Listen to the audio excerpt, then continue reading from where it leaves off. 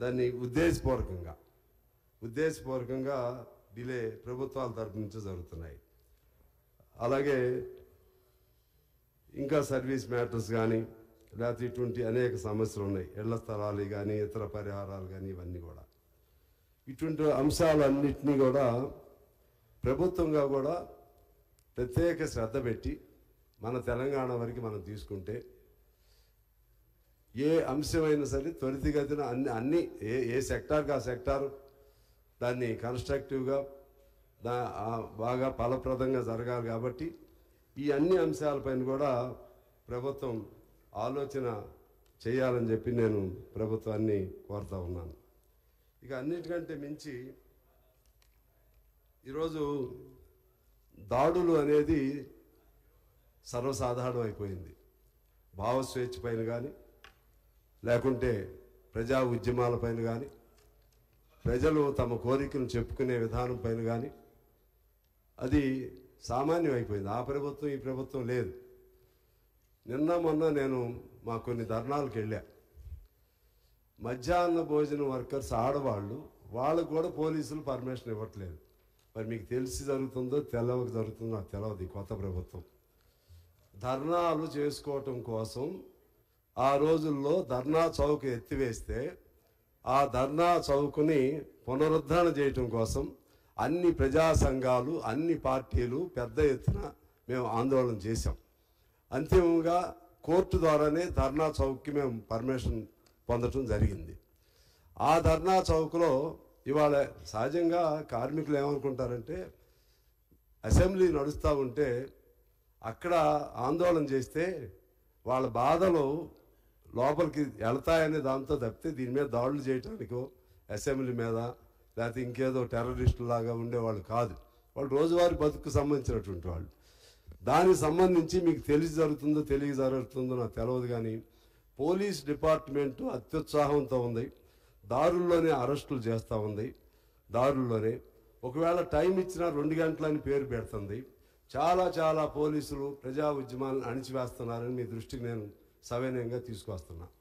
ఇది ఏమనిపిస్తుందంటే కొత్త సీసాలో పాత సారా కాదు, పాత సీసాలో పాత సారాగా నడుస్తుంది. పాత వాళ్ళ చెప్పుల్లో కాళ్ళేసి నడుస్తున్నట్టుంది.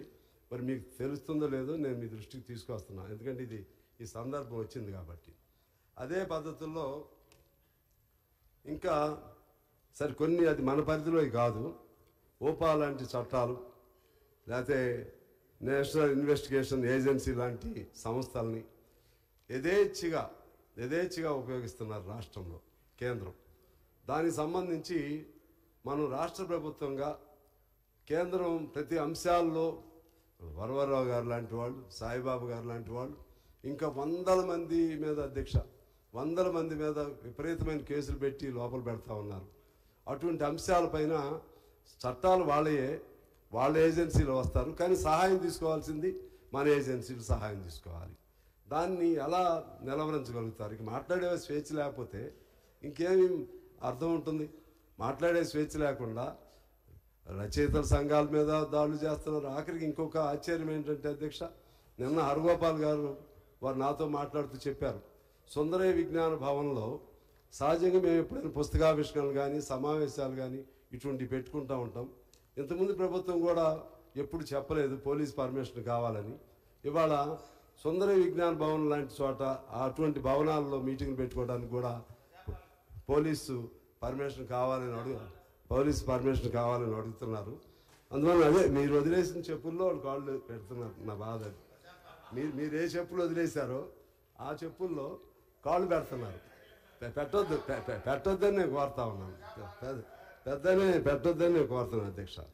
అందువలన ఇంకా ఎక్కువ చెప్పి దాన్ని నేను ప్రొలాంగ్ చేయాల్సిన అవసరం లేదు. ఇవాళ ఎలక్ట్రానిక్ డివైజెస్ మీద దాడులు జరుగుతున్నాయి. అదేవిధంగా పత్రికా స్వేచ్ఛ పైన దాడులు జరుగుతున్నాయి. పబ్లిషర్స్, ప్రింటర్స్ ఇటువంటి వాళ్ళపైన దాడులు జరుగుతున్నాయి. అలాగే ఎటువంటి సాక్ష్యాధారాలు లేకుండా, ఎఫ్ఐఆర్లు లేకుండా కూడా ఇవాళ లోపల పెట్టే పరిస్థితులు వస్తూ ఉన్నాయి. విచారణ ప్రక్రియలో ఇంటెన్షనల్ డిలే జరుగుతూ ఉంది. అదేవిధంగా ఇటువంటి చాలా ఉన్నాయి అధ్యక్ష. వీటి మీద కొన్ని మనం ఆలోచన చేస్తే బాగుంటుందని కోరుతూ ఈ మధ్య కేంద్రం క్రిమినల్ లాస్ని 3 తీసుకురావడం జరిగింది. దానికి మనకున్న రిలేషన్ పైన కూడా దాన్ని మనం ఏ మేరకు to what extent we are going to implement such laws, whether we are in a position to reject them or adopt them, దానిపైన కూడా మీకు క్లారిటీ ఉండాలని నేను కోరుతున్నాను. అందులో అప్పుడు రమణ గారు సుప్రీంకోర్టు జడ్జిగా ఉన్నప్పుడు ఆయన రాజద్రోహం అనే సెక్షన్ తీసేయమని చెప్పారు. ఇప్పుడు వీళ్ళు ఏం చెప్తున్నారు, రాజద్రోహం తీసేశారు కానీ దేశద్రోహం, టెర్రరిస్టులు ఇటువంటి చేస్తూ ఉన్నారు. సమ్మెలు అరెస్టులు చేసిన వాళ్ళు కూడా ఇటువంటి ఈ పేర్లు పెట్టి అరెస్టులు చేసే ఈ కొత్త చట్టాల్లో ఉన్నాయి అధ్యక్ష. అలాగే విదేశాల్లో ఉండేవాళ్ళు అక్కడి నుంచి స్టేట్మెంట్ ఏదన్నా ఇచ్చినా, ప్రజాస్వామికంగా ఇచ్చిన ఈ దేశంలో పరిస్థితులు ఎలా ఉన్నాయని చెప్పి మన దేశస్తులు అక్కడి నుంచి ఇచ్చినా కూడా వాళ్ళపైన కూడా దేశద్రోహం పెట్టేటువంటి ఆ సెక్షన్లు అందులో ఉన్నాయి. ఈ విధంగా అనేక అంశాలపైన మొన్న కొత్త చట్టాలు కూడా కేంద్రం ప్రవేశపెట్టిన చట్టాలు కూడా చాలా ఇబ్బందిదాయకంగా ఉన్నాయి. ఆ తర్వాత పేర్లు మార్పిడికి సంబంధించి చాలా పేర్లు మన లా అంతా జరిగేది ఇంగ్లీష్లోనే ఉంటాయి, లా బుక్స్ కానీ అవి. అది మన అవగాహన కోసం మనం ట్రాన్స్లేట్ చేసుకుంటాం. ఈవెన్ రాజ్యాంగం అయినా సరే ఇంగ్లీష్లోనే ఉంటుంది, మన అవగాహన కోసం మనం చేసుకుంటాం.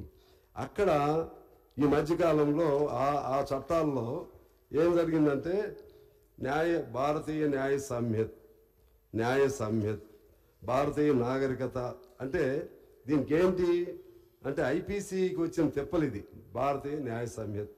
అదేవిధంగా క్రిమినల్ ప్రొసీజర్ కోడ్కి వచ్చిన తెప్పలు ఏంటంటే భారతీయ నాగరికత సురక్షిత్. ఈ విధంగా